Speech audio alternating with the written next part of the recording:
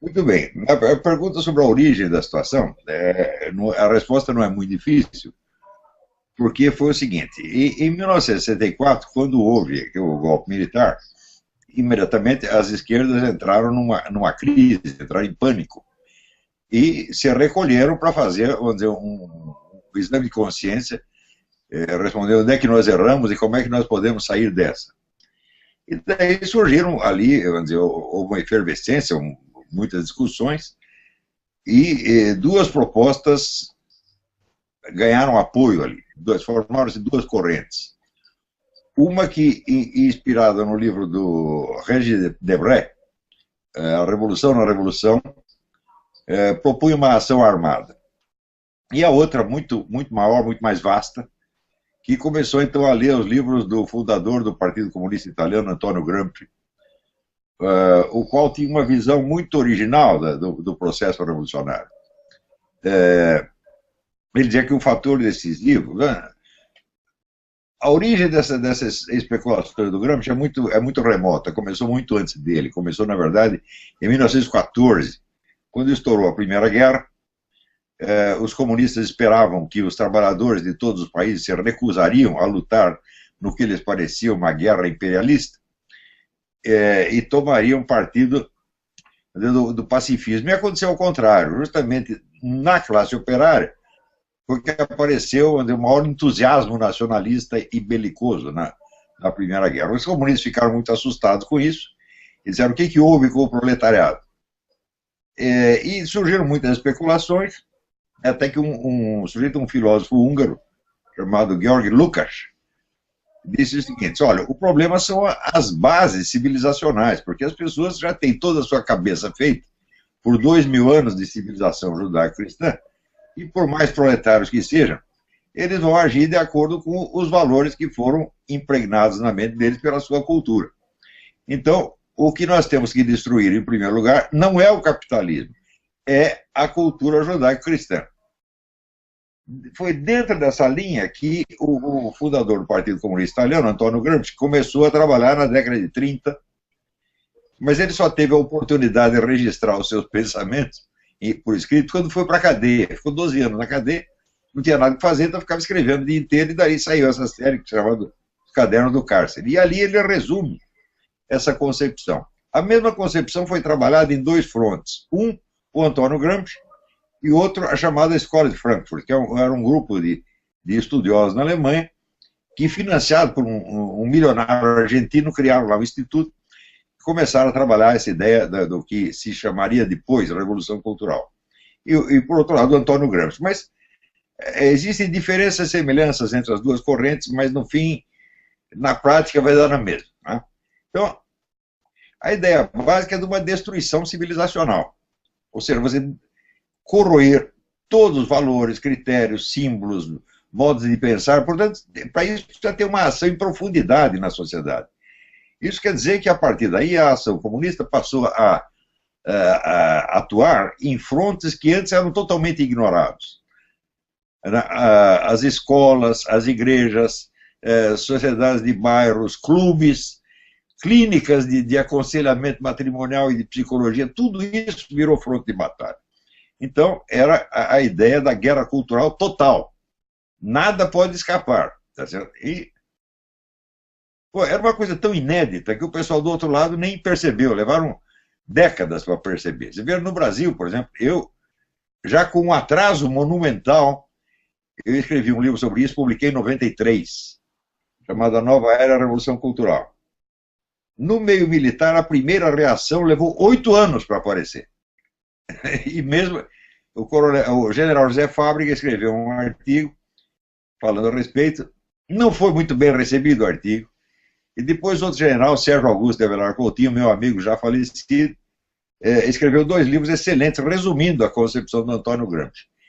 E só para você saber, o general Coutinho morreu amargurado pela indiferença dos seus colegas, né?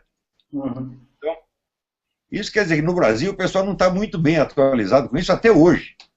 E eu digo, eu já comecei atrasado, porque a absorção da concepção do Gramsci pelo Partido Comunista Brasileiro começou em 64, 65.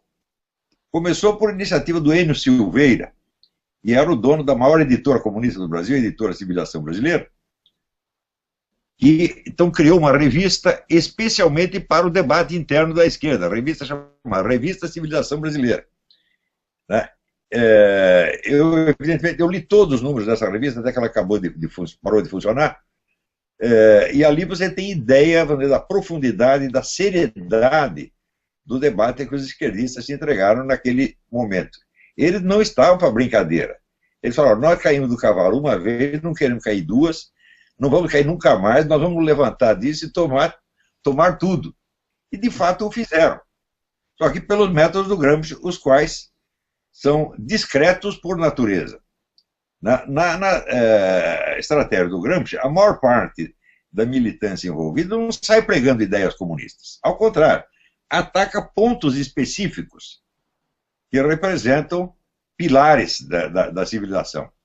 Como, por exemplo, a própria ideia de família, a moral sexual, as bases do direito penal e civil. Eles vão atacando ponto por ponto. Quer dizer, no fim abrange tudo, mas cada um trata de um pedacinho. O pessoal do outro lado, vendo essa ação disseminada, não consegue identificar nela um ataque direto. E pensa que isso vai passar, que isso são modas.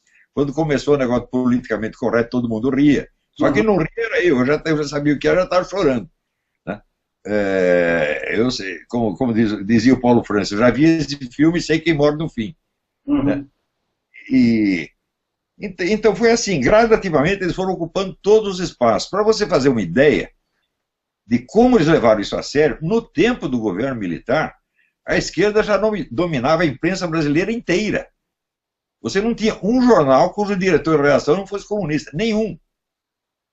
E qualquer cidadão que fosse de direita ou conservador, reconhecido como tal, era boicotado e acabava sendo expelido, ainda durante o governo militar. Você vê, durante o governo militar, saíram de circulação os artigos, por exemplo, do Gustavo Corsão, do Lenildo Tabosa Pessoa, do Nicolas Boer. Todos os jornalistas conservadores foram sendo cortados um a um.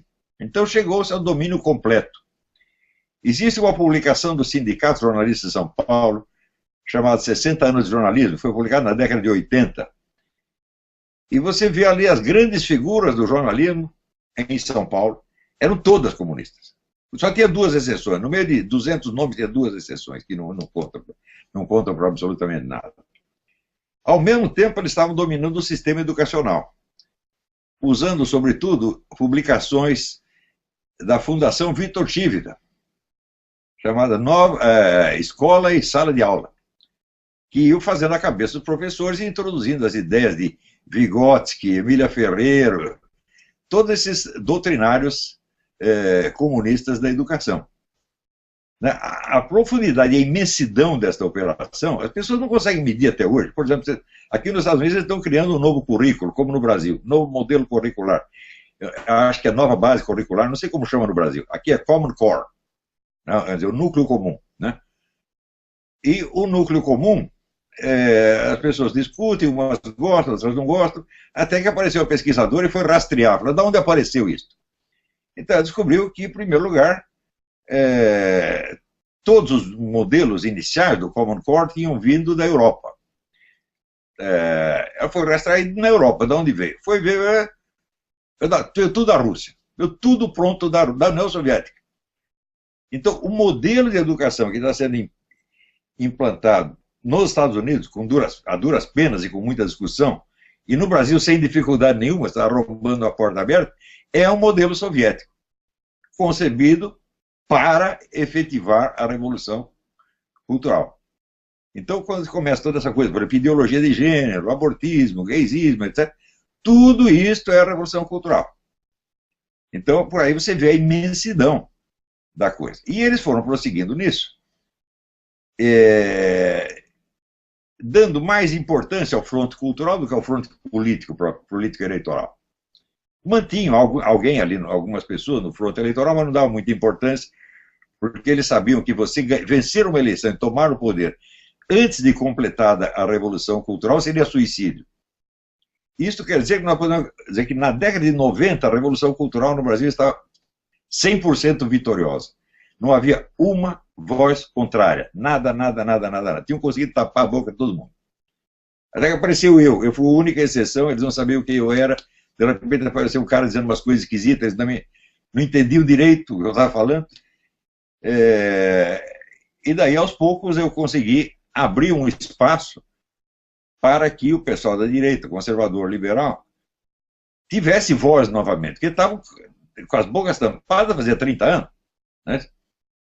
Então isso aí mudou um pouco a situação. Porém, o que eu fiz no campo cultural, quer dizer, eu acho que eu consegui abrir um rombo no muro do monopólio esquerdista da opinião pública, e daí começou a aparecer blogs conservadores, instituições conservadoras, movimentos conservadores para tudo quanto é lado. Alguns até conquistaram algum espaço na grande mídia, como o Luiz Felipe Pondé, por exemplo, mas a maioria ainda continua em blogs. Então, nós rompemos o monopólio da opinião pública, mas não rompemos o monopólio da mídia. Na grande mídia, eles ainda dominam 100%. E, você vê, quando houve a primeira eleição do Lula a presidente, o Partido dos Trabalhadores até então tinha tido, no máximo, 20% do eleitorado. No instante em que a Revolução Cultural já estava totalmente pronta, foi possível impor esse candidato Lula como se fosse a pessoa mais inocente do mundo. Se você naquela época dissesse para as pessoas o Lula é comunista, o Lula é esquerdista, elas diriam não, de maneira alguma. Então foi, como se diz, a revolução camuflada, a revolução disfarçada. Quer dizer, enquanto o Lulinha, Paz e Amor, com toda aquela imagem de democrata, etc., subia ao poder, ele mesmo já tinha fundado o Foro de São Paulo, que é o centro de comando estratégico da esquerda latino-americana, quer dizer, fazendo como as Farc, Forças Armadas Revolucionárias da Colômbia, até reconhecendo, disseram, vocês salvaram o movimento comunista. Estava moribundo, vocês salvaram, deram nova vida. Né? Então você vê como é que o sujeito que é o comandante da estratégia comunista no continente não é comunista. Daí aparece essa besta desse Marco Antônio Villa dizendo, como o Lula não pode ser comunista porque ele nem leu Karl Marx. Eu digo, mas é só um cretino diz isso, porque 99,999% dos comunistas nunca leram Karl Marx. Né? E o sujeito não é comunista pelas suas ideias, é comunista pela sua participação no esquema. Mesmo que ele não tenha nenhuma ideia na cabeça, ideia não importa, importa é o compromisso real que o sujeito tem, né, com os seus correligionários, com organizações. Então foi assim que eles tomaram o poder, sem que ninguém percebesse, sem que ninguém reagisse. Mas o único sujeito que tentou reagir realmente fui eu. Antes de mim, o Paulo Francis um pouco, o Paulo Francis morreu. Né? E mesmo assim, o Paulo Francis não tinha um conhecimento efetivo desse negócio gramsciano. Eu que comecei a dar a dica para ele, depois que nós nos conhecemos na casa de um amigo comum, daí que ele começou a ler essas coisas com atenção. Então, mas o Paulo Francis conhecia a Petrobras. Né? Como é? Ele conhecia muito bem a Petrobras. Sim, o caso da Petrobras ele conhecia, ele anunciou com anos de antecedência, só que é o seguinte, ele não tinha ali as provas na mão. Ele tinha depoimentos, mas depoimentos de fontes que não se revelavam. Né? E ele, confiando nas fontes que tinham dito a verdade, ele denunciou a coisa. Né?